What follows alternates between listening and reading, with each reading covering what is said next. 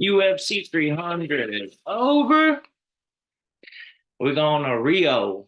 The return of the king of Rio, Jose Aldo. What's up, y'all? UFC 301. You know how we start these off. Long live Sway. Sway forever. Forever Sway. I ain't gonna lie, bro. After breaking down UFC Vegas 90 and 91, I was kind of excited to break this down. And then I saw the bout order. I was like, this shit trash, just like the other last two fucking fight nights. I have I don't have every fight for y'all today. I have one, two, three, four, five, six, seven, eight, nine fights to talk about. So I left a couple out of there. I got some good underdog picks. Let me know if y'all want reaction videos to the pay-per-views, especially the pay-per-views, especially the fun fights, the big fights. UFC 303, McGregor is coming back. Big news. McGregor versus Chandler at 170. The only reason they're making that fucking 165 division is for Connor, and so he could be champion again. He's only like 35, I think. So it's a lot of shit brewing in the UFC. In the UFC news, this is a regional pay-per-view. We're in Rio. The times are still good though. Like we're still gonna be we got like regular pay-per-view time, so it's definitely gonna be happening a little bit earlier on over there in Brazil. But the first fight I want to talk about Vince from Hell Pichel versus Ishmael Bonfim. Vince Pichel, he's coming in at plus 410, 41 years old. And his last fight was in April 2022. He's taking on Ishmael Bonfim, minus 550, 19 and 4. He is 26 years old, I want to say off the top of my head. 1-1 in the UFC. And all right, let me just start with Vince Pichel. He does not fight often. He's 41 years old with a record of 14 and 3. 8 wins by TKO, one loss by TKO, 0 and 1 when it comes to submission, 6 and 1 when it comes to decisions. 7 and 3 in the UFC though. He's been in the UFC for a little minute. He just doesn't fight a lot. He averages like a fight a year. He was on the Ultimate Fighter in like 2013, 2012, you know. But he does have some notable his last fight was a loss to Madsen, Mark Madsen, April 2022. He's got some good notable wins. He's beaten Austin Hubbard, Jim Miller, Joaquim Silva. He's 5'10" with a 72-inch reach, and this fight is at lightweight. Uh, Ishmael Bonfim, 19 and 4 on the other hand, 9 and 0 when it comes to TKO, 4 and 4 when it comes to submission. So all his losses were by submission, and 6 and 0 when it comes to decision. Vince, he don't got no win when it comes to submission, so I see why that minus 550 is at that mark for Ishmael Bonfim. I mean, he's like Bonfim's loss to his notable losses are to Benoit Saint Denis, who's a fucking beast for 155. Dude is humongous. Like he's so big. Shit, I had him against Dustin in his last fight. Um, and he lost to Money Moicano in 2014, which is fucking crazy. So 19 and 4 official pick. I just think, man, Vince from Hell Pichel at plus 410. He's coming off he's coming off a loss. Both fighters coming off losses. I hate that minus 550, but when you're 41 at 155 at a lower weight class, I just don't think the chin's gonna hold up. I got Ishmael Bonfim by TKO or submission plus 100 odds for this. Um, if you don't like that, I would take the spread minus 3.5. I do think Bonfim is gonna catch him. He's got 9 TKOs under his belt. He was kind of a can crusher to start his career, but it's all right. he's lost against really good names. I mean, his only win in the UFC right now is Terrence McKinney, and I think Vince Pichel is none Terrence McKinney's level. T-Rex. Yeah, official pick for that fight, bombed him by TKO sub. Fight inside the distance, basically. I just 41 years old at 155. I know he's not absorbing that much damage. He's only had 17 professional fights, Vince Pichel. But 41 years old is too old against a prospect like Ishmael Bonfim, who's only, let me get this right. He is 28 years old. So excuse me about that. Next fight we're gonna talk about. We have Drakkar Close versus Joaquim Silva. Drakkar Close, man. He's a kind of a dog. I'm not gonna lie. Drakkar Close, 14-2. He's 36 years old though. He's currently on a 3-fight win streak, and he is Tim Welch is Sean O'Malley's coach, but he is the leader of that gym. Is Drakkar Close. So he is the leader of what's his gym? MMA Lab. So he's one of the main coaches there, if not the main coach. 5'9", height, 70-inch reach, and he is coming in at a -200 favorite in this fight. He's 8-2 in the UFC. Before I get into any more of him, let me get into Joaquim Silva. Joaquim Silva, 35 years old, 5'8", 69-inch reach. He is 7-3 when it comes to TKO, 3-0 when it comes to submission, and 3-1 when it comes to decision. 6-4 in the UFC. All right, guys. He's got some good wins. He's got some good wins over Clay Guida. He beat Neil Magny in a grappling grappling tournament match. Beat Jared Gordon. So he's got some good wins under his repertoire. Uh, he beat an old ass Clay Guida though, so I don't know how much stock we're gonna take into that. And it went to unanimous decision. This was just in December of last year. But he did almost beat Arman Saryukin in that second round. He wobbled him, dropped him, but then Arman came back and got the win of his own. And man, he lost to Ricky Glenn and got knocked out by him. Did Arman or Joaquim Silva? Drakkar Close, man. From what you hear about this guy, and he's strong for 155, just like Benoit Saint Denis, currently on 3-fight win streak. His only loss is to Benny Dariush recently, and he's beaten Bobby Green, Christian Gallegos, Brandon Jenkins, Rafa Garcia, Joe Selecki. And Joe Selecki, he slam knocked his ass out. Ah, man. That head coach of Sean O'Malley's gym really makes me think that this guy's like, he's gonna be very smart in there against a guy like Joaquim Silva. Joaquim Silva, I think the official pick here is close money line. Perhaps to look out for close to finish the fight in round one or two, groups of rounds at +250. But I like that win over Bobby Green. I like the win over Rafa Garcia. I like the wins over Joe Selecki recently. 5'9". He's got a little bit of a reach advantage, a 2-inch reach advantage. 8-2 in the UFC. That's all I gotta say. 8-2 in the UFC. There's not so much of a gap in age, and all around just the more stronger, more imposing physical fighter. Yeah, that's gonna be the pick. That's gonna be the pick there. We have, what do we have next? Next we have Elvis Bren, or no, actually, excuse me, guys.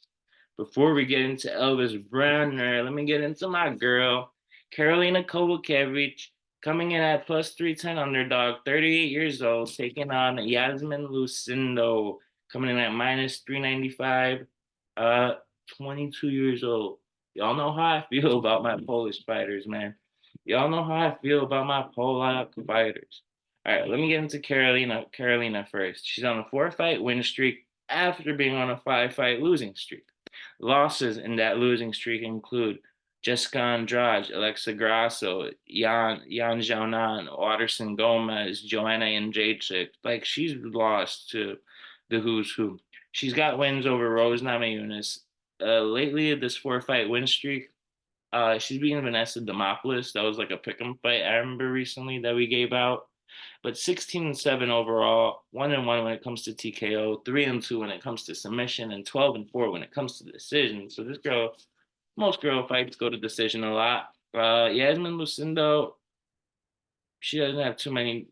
She doesn't have too many fights under her belt. Both girls are 5'3". Carolina has a little bit of a reach advantage. Guys, the official pick here, Carolina's got really nice striking. I know she's going to get taken down a couple times, but I think she's going to be able to stuff a couple of those takedowns too. And this girl's 22 of 20 professional fights. She's 15-5 overall, is Yasmin Lucindo. So it's like you're 22 years old, you've had 20 professional fights. That means a lot of those fights were against cans. She was a can crusher. Um, I think she's overall in the UFC 3-1. Let me get that. Let me get that right. Overall in the UFC, she is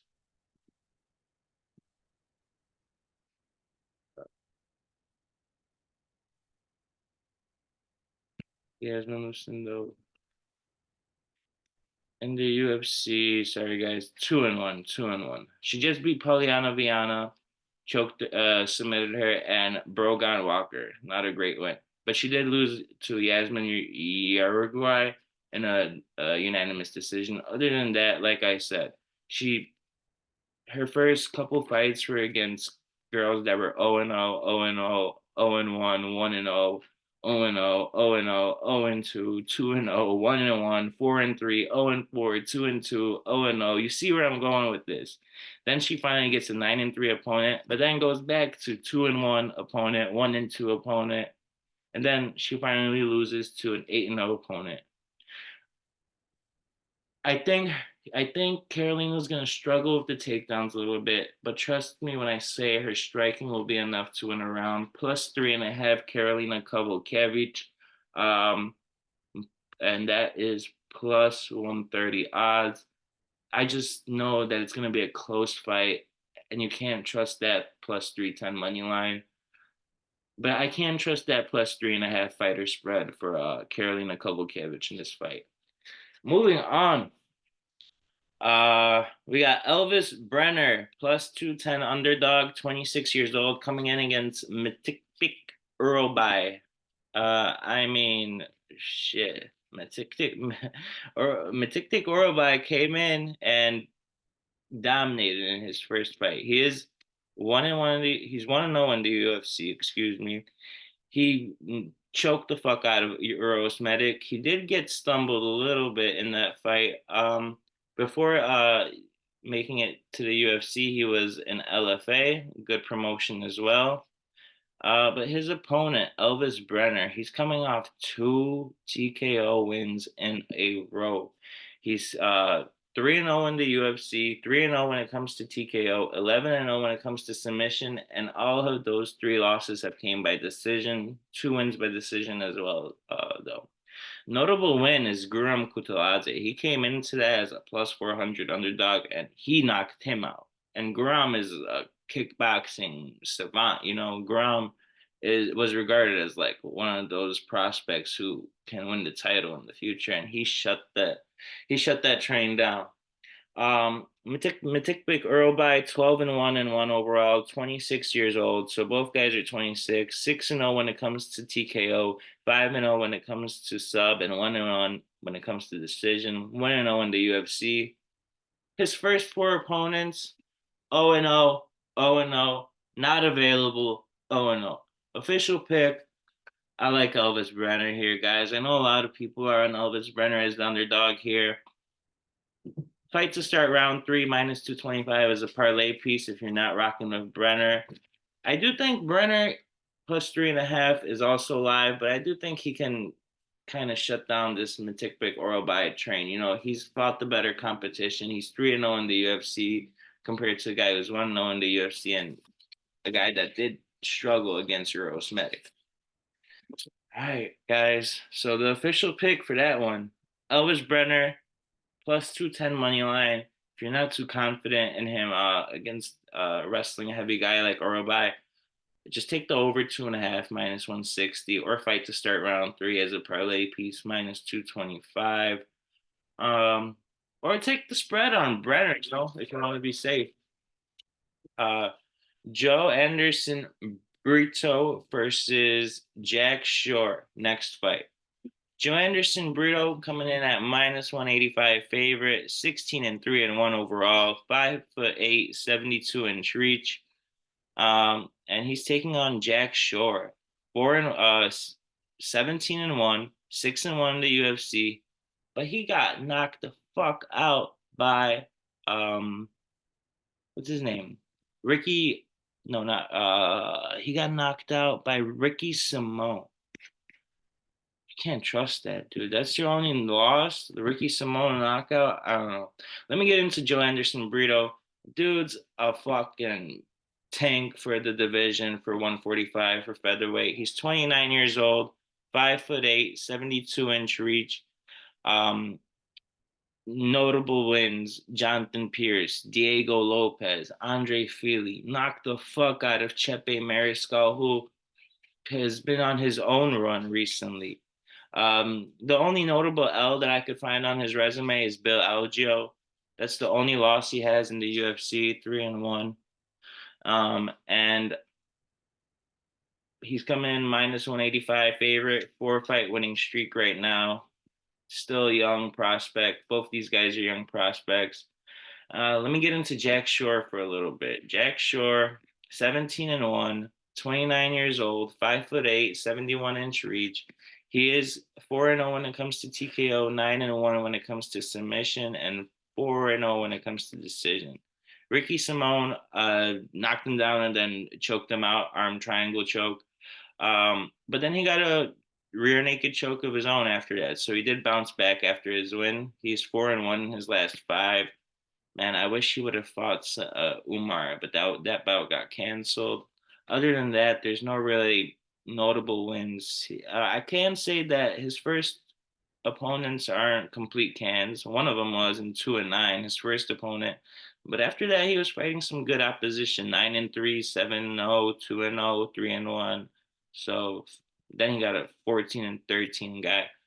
He's coming from Cage Warriors. A lot of guys in the UFC right now came over from Cage Warriors. But I just think, man, if you're getting knocked down and beaten by Ricky Simone at 135 and this fight is at 145, Joe Anderson Brito could literally looks like he's a fucking welterweight. I think he's just gonna be too much for him, too strong.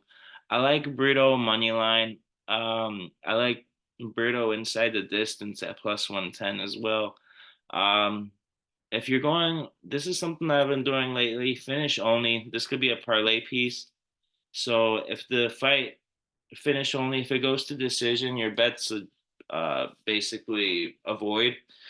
Finish only for Joe Anderson Brito minus 300. Because if it does go to decision, Jack Shore does have some decent wrestling and he can steal it on the judging scorecards. But Brito is the Brazilian in this matchup. I think if it's a close fight, they are going to lean it to his way. So that's going to be the official prick. Burrito money line minus 185. If you're feeling a little risky, single bet the inside the distance prop for that one. Moving on, y'all. Main card. We got Paul Craig versus however you say this motherfucker name, Chao Brauho. Brauho. Chao Brauho coming in at minus 625 favorite. 31 years old, 6'1", 75-inch reach. 4-0 when it comes to TKO, 4-0 when it comes to submission, 7-1 when it comes to decision, 5-0 in the UFC. Notable wins for Chow. I'm gonna call his ass Chow. Abu Smagomedov, Michael Alexeychik, Muradov, Arman Petrosian, Godzi, who was 13-0 when he beat him. I just put that there because the motherfucker was 13-0. He lost to Jonathan Almeida in like a grappling competition. And I think that's the only loss he has on his record. Let me make sure. We have He's taking on Paul Craig. Paul Craig is plus 455 coming into this matchup. 17 and 7 and 1, 6 and 3, 76-inch reach, 36 years old, 4 and 4 when it comes to TKO, 13 submission wins and 2 submission losses. And bro, this guy's been to a decision one time in which he lost that decision. I guys, for this fight, let me just give you some of the wins that Paul Craig has beaten as a plus 455 favorite. Andre Muniz, Nikita Krylov, Jamal Hill, Magomed Ankalaev, Shogun Rua, Kennedy Nzechukwu. Losses include Tyson Pedro, Khalil Roundtree, Jimmy Crute, Alonzo Menifield, Volkan Ozdemir, Brendan Allen, Johnny Walker. He did lose his, I think that was his 185 debut against Brendan Allen, which was the last fight. But Chow, the natural Bravo, he's 31 years old. He's gonna have a 5-year youth advantage. He fucking reminds me of Paulo Costa. I don't know if it's the way they look or what, but he's also got some good wins under his belt. He's beaten Abus Magomedov, Michael Alexejczyk, Maradov, Petrosian. Like those are some really good names just to be coming into the UFC. Man, he's 5-0 when it comes to the UFC. I think as long as he doesn't like grapple and keeps the fight standing, even though he does have his own like good wrestling and grappling, Paul Craig has the slickest submission you ever seen, man. He had fucking Jamal Hill out there with an arm dangling. He's the only one to beat Magomed Ankalaev. It's a tough fight. I feel like it's a fucking trap. I'm gonna take Barajo inside the distance minus 135. But you know what? Go to that finish only. So if the fight goes to decision and Cal loses, um, I like this. Put a little $5, $10 on this finish only for Craig plus 425. I think it's worth it to sprinkle a little something on him on the finish only or on a submission prop because he is just so crafty with those damn submission. 13 submission wins is a lot for especially in the middleweight and light heavyweight weight classes. Come on now. But official pick, my most confident pick is gonna be Barajo inside the distance or damn, it's a tough fight. Yeah, Barajo inside the distance. He's got 8 wins by finish. That's more than half of his wins. He's not a complete can crusher. He beat some good opposition before coming into the UFC. 10-2 guy, 8-3 guy, 7-0 guy, 5-2 guy. So not a complete can crusher there. Uh yeah, that's gonna be the pick. Bravo inside the distance minus 135. Moving on, we got Michelle Pereira, who is 30 years old, but looks like he's fucking 40 years old, coming in at minus 625 favorite. Like, what the fuck? All right. He's 6'1", 73-inch reach, 30 and 11 overall, 7-fight win streak. His opponent, Ihor Pretoria, plus 455, 27 years old, 6'3", 75-inch reach. Both guys are meeting at the middle. Ihor used to fight at 170. Yeah, I think that's correct. Igor used to fight at 170, moving up to 185. And I think Pereira is doing the same thing. I think both guys have been through welterweight to light heavyweight. But Igor's 2-3 in his last 5. He's got he's 9-4 when it comes to TKO, 7-0 when it comes to submission, 5-1 when it comes to decision. Michelle Pereira is 11-1 when it comes to TKO, 7-1 when it comes to submission, 11-7 when it comes to decision.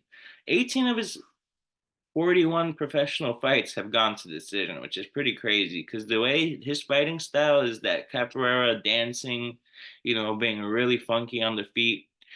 All I'm gonna say is this: Ihor Pretoria's last opponent was a guy named Robert Bryczek. I only remember this because he was Polish and I bet on him, and all that motherfucker had was a right hook. I swear to God, like an overhand right. And Ihor really Ihor made it look pretty easy, but he should have finished a guy like Robert Britchek. I'm not gonna lie. He's 2-3 in the UFC. I think Michelle Pereira is too much for him, guys, but I am worried about him because of that tattoo on the front, um, on his chest, on Ihor's chest. If you know, you know. He is kind of a can crusher, though. He came into the UFC and he was beating guys like 0-0, 2-2, 0-0, 17-17, 3-3 guy. He lost to a 3-3 guy, lost to a 2-2 guy. Then he's beating guys that are 5-5, 1-6, 1-2, 0-0, 5-6 again, 0-0, 1-0, 17-18, 0-0. And this is recently. This is 2019, 0-3. And then he takes a 2 year layoff, 1.5 year layoff, and is fighting guys 11-5, 5-2. He hasn't fought the opposition that Pereira's fought. I think Pereira makes it look easy. I know that minus 625 is hard to take, but I think Pereira to finish him in round one or two, minus 225 odds, guys. That's the best I got. Parlay piece that shit because Michelle's gonna win, but I don't know how he's gonna do it. I just think it's gonna be early on the first couple rounds. Moving on, y'all, we got Anthony Smith, 37-19 overall, 76-inch reach, 6-4, coming in at plus 425 underdog against Vitor Petrino, minus 575 favorite, 11-0. Let me start off with Petrino, 26 years old, 6-2, 77.5-inch reach. He's 7-0 when it comes to TKO, 1-0 when it comes to submission, and 3-0 when it comes to decision. I put a star next to this. He is powerful. He carries a lot of power, and he's just physically like so much stronger than Anthony Smith.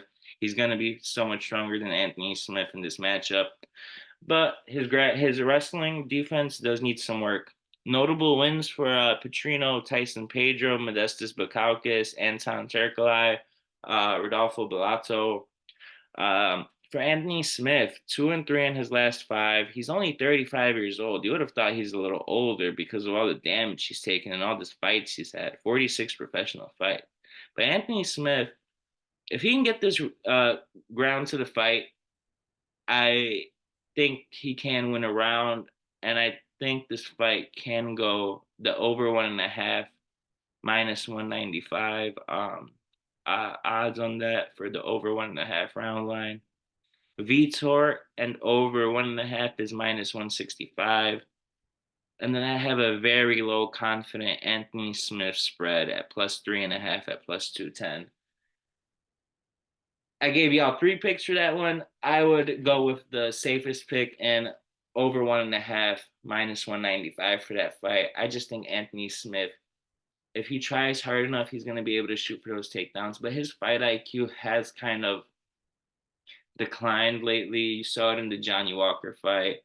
I don't think he beat Ryan Spann in that split decision in his last fight. Should be 1-4 in his last five, not 2-3. The age is catching up to him. You could see it. He's not as fast as he once was. This is not the Anthony Smith that beat John Jones, that nearly beat John Jones.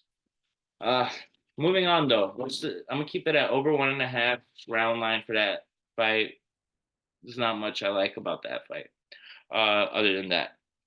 Moving on, the King of Rio is back. Jose Aldo, 31-8, coming in at plus 120 odds, 37 years old. Looking at his ass look 57 years old. 16-4 when it comes to TKO, 2-1 when it comes to submission, and 13-3 when it comes to decision. 13-7 in the UFC. He's taking on Jonathan Martinez, coming at minus 142 odds, 19-4 overall, 30 years old, 5'8", 69.5-inch reach, and he's currently on a 6-fight win streak. I mean, Jonathan Martinez has the nastiest fucking leg kicks in the game, and like so nasty. They're so powerful. Like he has multiple leg kick TKOs against Cub Swanson and against Adrian Yanez in his last fight. This guy impressed me. I've picked against him so many times. I wish uh Jose Aldo is fighting Dominic Cruz because that's a much more winnable fight for him, considering both guys have been on that layoff. I think Jonathan Martinez is the pick here. I know, but let me just get into the notable wins because Aldo does have a shot here, and if he's gonna win, it's gonna be early before those leg kicks get to him. So if you're thinking of a round one TKO for Aldo in Brazil, I don't mind it. I don't hate it, you know. But notable wins: Rob Font, Pedro Munoz, Cheeto, Money Moicano, Jeremy Stevens, Frankie Edgar, Ched Mendez, and he's only lost to the best. Lost to Holloway twice, lost to McGregor, lost to Volkanovski, lost to Jan, lost to Marab, lost to Marlon Moraes. The layoff is concerning, but to be honest, Vince Pichel has had a longer layoff than him, so I wouldn't be surprised if the King of Rio just has God on his side and fucking knocks out Jonathan Martinez. I do think Jonathan Martinez, the leg kicks are devastating. He's 10-3 in the UFC. He's a smart fighter. He's got slick submissions too, even though he only has two submissions in his career. The leg kicks worry me out. I think Jonathan Martinez is the pick, but I wouldn't be surprised. I don't hate Jose Aldo, winning in the first round by a knockout because for the main event, I'm definitely not picking this motherfucking boring ass Fantoja. The official pick for Aldo and Martinez is gonna be Martinez money line minus 142. If you think Aldo's winning, I think it's gonna be in the first round before those leg kicks get him immobile. That's all I'm gonna say. Moving on, main event. Kind of excited for this one. Alexandre Pantoja, minus 185 odds, 34 years old, versus Steve Astro Boy Urseg. I saw that Astro Boy, I was like, damn. All right, but he is 12-1 overall, fourth UFC fight. It's got to be like one of the quickest catapults to UFC title fight in history. I mean, let me get into Pantoja, the champ. He just beat Brandon Royval, defended his title. He won the belt from what's his name, Brandon Moreno. He's beaten a lot of fucking good flyweights. I think if I'm not gonna go down that route. He's 27-5 overall, 8-0 when it comes to TKO, 10-0 when it comes to submission. This 10-0 in submissions, I understand. But 8-0 when it comes to TKO, I mean, what the fuck? This guy does not have good striking. That's all I'm gonna say. Especially when he gets tired, it's sloppy as fuck. All of his losses have came by decision. 5 losses by decision, but he does have 9 wins by decision. 11-3 when it comes to the UFC. Currently on a 5-fight win streak. His last loss was to Askar Askarov in 2020, July 18, 2020. So it's been about almost 4 years since he last lost. He's beaten Benel Kopp, Royval twice in that time, Alex Perez, and Brandon Moreno, like I mentioned earlier. Some notable losses he does have is against Davison Figueiredo and Askar Askarov. In my opinion, he lost to Brandon Moreno, but whatever. I think the UFC just picked a new champ, which is exactly why I'm picking Astro Boy Steve Urseg in this fight. Astro Boy Steve Urseg, 2-0 TKO, 6-0 submission, 4-1 decision, gold medal champion in Aussie wrestling. He's got the striking. He's got very precise striking. I watched this fight back with Matt Schnell. He does get hit, but I don't think Pantoja has the power in his hands to knock out a guy like Urseg. He was also 6 years younger, 28 years old. Like I said, he may be a little inexperienced coming into this fight. It's only his fourth fight in the UFC, but the way he knocked out Matt Schnell, I'm not mad that he's getting a title shot. Especially since the other option was Muhammad Makayev, who lost against fucking Tim, or he's fucking should have lost a lot of his recent fights. Um, yeah, guys, like I like the over 3.5 round line in this fight. I think Urseg money line is the pick. I hate that it's plus 150 now. I remember seeing it at plus 225. Only 30% of the bets are coming in on Urseg, but let me tell you why I got Urseg. I got Steve Urseg in this fight simply because I don't think Pantoja has great entry for takedowns, and he's not like a judo specialist either. He does have some nice submissions. He is live for like a submission, like an Aljamain Sterling backpack type submission. But I think Steve Ursig's defensive wrestling is going to be good enough. Defensive grappling overall is going to be good enough to avoid the submission. He has 6 submissions of his own and never been submitted in his career. The only way I see Ursig losing is if it's a close fight and Aldo just lost his last fight, and we don't want to go out with 2 Brazilians losing. That's why the spread isn't a bad idea here, +5.5 for Urseg, but I'm gonna go downright money line Urseg. Australia doesn't have a champ right now.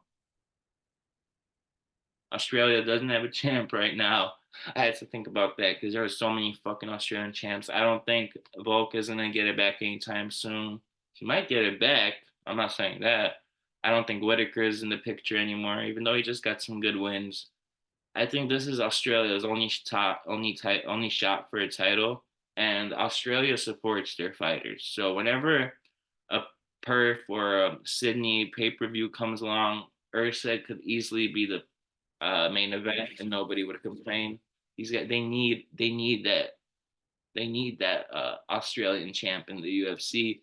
This is why this is the headline. This is the main event. And I got Urseg money line +150.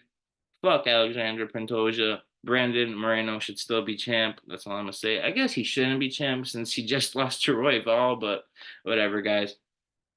Run down the picks. I got Bonfim inside the distance. Drakkar close money line. Props to look out for close in round 1 or 2. You guys know that. Know that.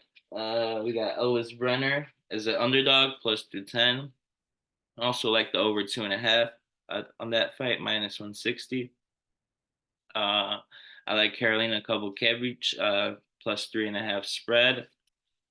I like Joe Anderson Brito inside the distance +110, or if you want to be safe, money line -185. Also over 1.5 I like at -210 for that fight.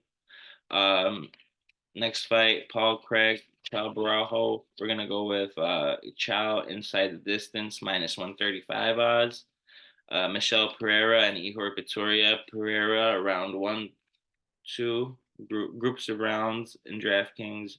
Round 1 to win in round 1 or 2 -225. And then we got Jonathan Martinez money line, and then Steve Urseg money line to close it out. UFC 301, baby. Like, subscribe, share, follow, all that good stuff. Long live Sway. Forever Sway. I'll be out this bitch.